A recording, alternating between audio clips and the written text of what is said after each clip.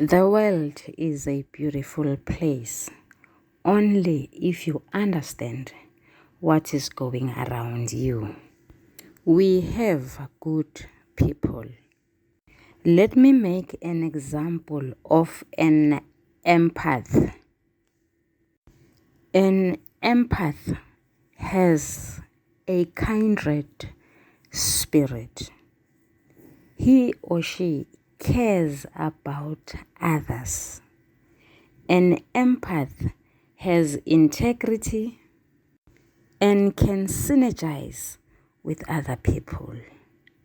An empath sacrifices for other people, and that is what puts them in a dire situation, because it is easy for other people to take advantage of them.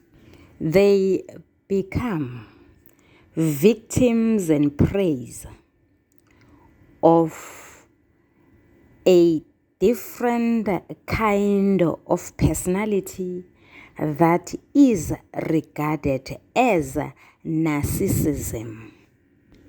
Narcissists are people that are pathological liars, and they enjoy drama and chaos. They are good at abusing people emotionally, and in certain cases, even physically. When they kill, it is then that we call them psychopaths. Sanibonani balingani mabhungu namatshitshi. Igama lami nguSpooky N isiZulu. Umbhalo obuciko esiwenza namhlanje ubizwa ngokuthiwa Kudela Owaziyo, ubhalwe nguMaphumulo BP. Sizokwenza inkomba umbuzo omude obizwa ngokuthiwa Isakhiwana. Siyini Isakhiwana? Isakhiwana yindatshana ngaphakathi kwendaba. Ukuphuma kancane nje kule essay yethu singathi Isakhiwana yingenkathi umbhali ebonakala ngazuthi usekhohliwe mayelana nommeleli, nomlingiswa osemqoka ovelele omkhulu. Aqoqeke manje umbhali ngomunye umlingiswa, amveze anenkinga abhekene nayo, noma aveze isisusa sodweshu, aveze isizinda, aveze kanye nokubhebhetheka kodweshu, isixakaxaka novuthondaba. Kuyenzeka siphinde sithole nesiphetho saleso sakhiwana. Uma umbhali enze njalo, sithi loko kuyisakhiwana. Kodwa uma sesibhala phansi sibhala kanjani? Sibhala ngalolu hlobo. Sithi isakhiwana yindatshana ngaphakathi kwendaba. Le ndatshana isethulela okuthathu: isethulo, umzimba, nesiphetho. Ake siboneke. Sesingenisile-ke manje eseyethu. Kodwa-ke singakhohlwa ukuthi phezulu sisibhalile isihloko, sabhala ukuthi sakhiwana, salandelisa ngegama elithi isingeniso, salibhala ngosonhlamvukazi. Ngoba uma singalibhalile igama elithi singeniso, singalibhalile igama elithi siphetho nomzimba, uma sibhale essay yephepha lesibili, kusho ukuthi aswafuni amamaki angama-25. Sengisibhalile-ke isingeniso, ngizokweqa ulayini ngibhale igama elithi umzimba ngosonhlamvukazi. Ngaphambi kokuthi ngiqhubeke ne-essay, mangisho ukuthi lesi sakhiwana sitholakala ekhasini lama-40 Lokho sithi phecelezi ngesingisi page 40. Lapha sivezelwa uchivenga ochaza ukuthi njengoba isethulo, njengoba sishilo ngenhla esingenisweni sathi isakhiwana sethula isethulo. Isethulo sethu sethinta okuthathu, sithinta umlingiswa osemqoka, isisusa sodweshu nesizinda.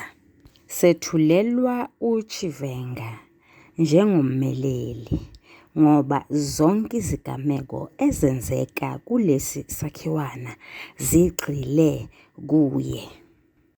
Isizinda. Siyazi sonke isizinda sithinta okuthathu. Sithinta indawo. Lapha lesi sakhiwana senzeka kwaDukuza, ehhovisi lomnyango wezasekhaya. Isikhathi esamanje ngoba sekunemisebenzi, kuthiwa umbhali uthi lana kusekuseni ngaphambi kokuba kuqale umsebenzi wosuku. Okwesibili, sibona neminyango thizeni kahulumeni njengomnyango wezasekhaya. Isimo senhlalo sihle. Umbhali usebenzise igama elithi bayaxoxa, elichaza ukuthi kudliwa ingevusa kuncokola. Umbhali usivezela isisusa sodweshu ngokusebenzisa isu lokujeqeza emuva. Ake sibone khona laphayana ekhasini lama-40 lapho kukhuluma khona uchivenga. Sizofunda njengoba kunjalo bese siyachaza. Uchivenga, sivule abakaki, usikhuluma ubukwerekwere isiZulu, sivale abakaki. Njengoba wazi nawe mhlonishwa ukuthi ngiyisifiki mina kuleli. Ngithanda wazi kumbeke ngikukhumbuze ukuthi liyaqina izwi likahulumeni lokuthi thina sonke bokufika kuleli sisazobhekisiswa ukuthi sikufanele yini ukuba kuleli noma sixoshwe Jesus uxolo noma sixoshwe ngamathayithayi athile kwelakithi. Kuthiwa uhulumeni uzosidingisa asiphindise kwelakithi koPutukezi, koDelagube, koZimbabwe nakoMozambique. Uma eke wafumanisa ukuthi sikuleli ngokungemthetho. Kulokhu esiqeda ukukufunda manje sithole ukuthi isisusa sodweshu ngukuthi uchivenga ukuleli laseNingizimu Afrika ngokungemthetho. Useqinwa ukuthi liyaqina izwi likahulumeni lokuthi bonke abantu abazifiki kuleli bazobhekisiswa ukuthi bafanele yini ukuthi babe la noma baxoshwe zinkinga thizeni lapho bevela khona. Lesi sisusa sodweshu umbhali usethula ngesu lokujeqeza emuva njengoba sishilo phambilini. Isu lokujeqeza emuva lisetshenziswa ngumbhali lapho eveza umdlali othile ekhumbula okuthile. Siye sikubone ngegama noma ngesiqu segama esithi, angisho kanjalo, esithi ngikukhumbuze, uyakhumbula, ngikhumbula, ngakhumbula. Sekuzoya ngesimo nangenkathi ukuthi lowo okhulumayo usebenzise yiphi inkathi futhi ukusiphi isimo, ngesimo sisho i-context. Siphinde sithole ukubhebhetheka kodweshu ekhasini lama-42. Ngizofunda njengoba kunjalo bese ngichaza. UChivenga, sivule abakaki, usikhuluma ubukwerekwere isiZulu, sivale abakaki. Ingani izakhamizi zakuleli sezilibeke lacaca kulohulumeni obusayo njengamanje ongowentando yeningi elokuthi masiphindiselwe kwelakithi ngoba sizobanciphisela amathuba emisebenzi bona njengezakhamizi zakulelizwe.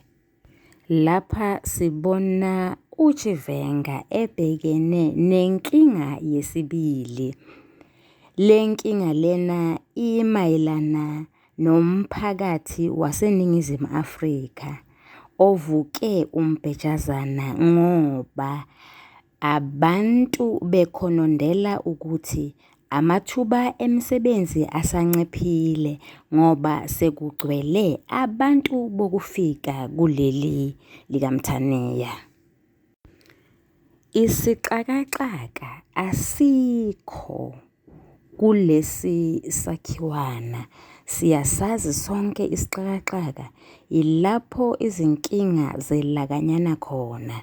Lezo nkinga lezo azibhekene nommeleli kanye okukanye angisho kanjalo umlingiswa noma umdlali osemqoka, kodwa nabanye abadlali bavezwa benezinkinga nabo. Kodwa-ke asikho kulesi sakhiwana isixakaxaka.